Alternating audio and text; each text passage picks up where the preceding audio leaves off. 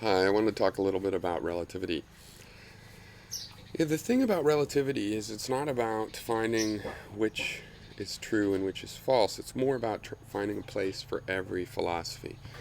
So you can see this kind of pattern in relativistic thinking a lot. It's similar to the question exists. Instead of asking if things exist, pretty much everything you experience exists, and you're trying to fit in as what? What does it exist as? So a unicorn exists, but it exists as an imaginary creature. That's a different existence than if it existed as a physical material creature.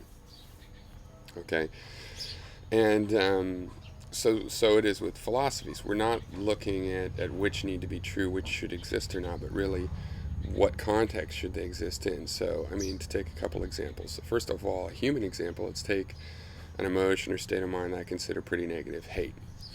So I think hate is a negative thing, and pretty much you should eliminate it from your life. On the other hand, there are experiences where that hate maybe plays a role. If you're being attacked, somebody comes into your house and is attacking you, then the hate is appropriate in that situation.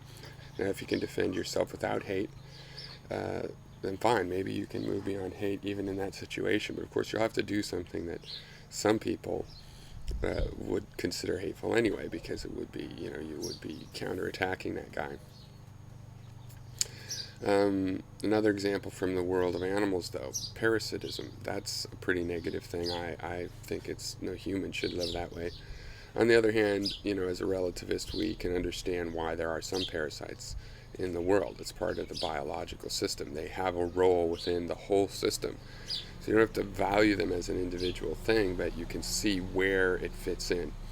And this is one of the things of relativism is trying to fit everything in and compare philosophies. And yes, we make some value judgments, but these comparisons are ultimately meant to triangulate and find where the true location of that philosophy is, what the context might be for that philosophy to fit. I think in the case of parasitism, there is no fit for that among humans. Humans do not need to live as parasites, and we should not live as parasites.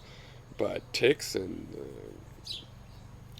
mosquitoes and these things, well, we could still decide if we want to let those creatures live and have a place in the human world. But in the overall picture of nature, you know, regardless of what we decide we want to have happen now in our area of nature, in the big picture, we can see where they have a place.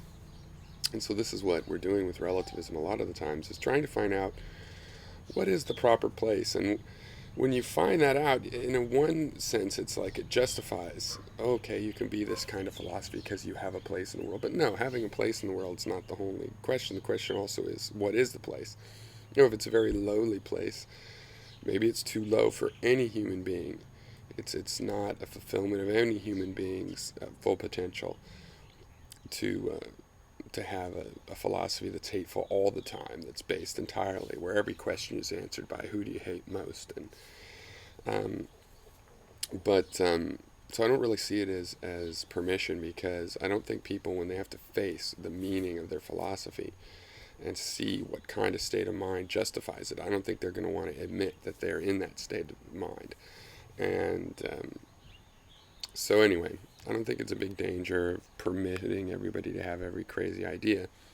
It's more about, well, let's see what all these ideas mean, and actually I have a certain amount of faith that human beings don't want to be in certain conditions. They don't want to, see themselves as weak. I mean, to have a hateful philosophy is to be driven by fear, for example. And I don't think people want to see themselves as fearful. So once you find the proper place of a given philosophy, I actually think you'll have the natural ramifications of that. People will just naturally prefer the stronger philosophies when it's become clear that those are the stronger philosophies.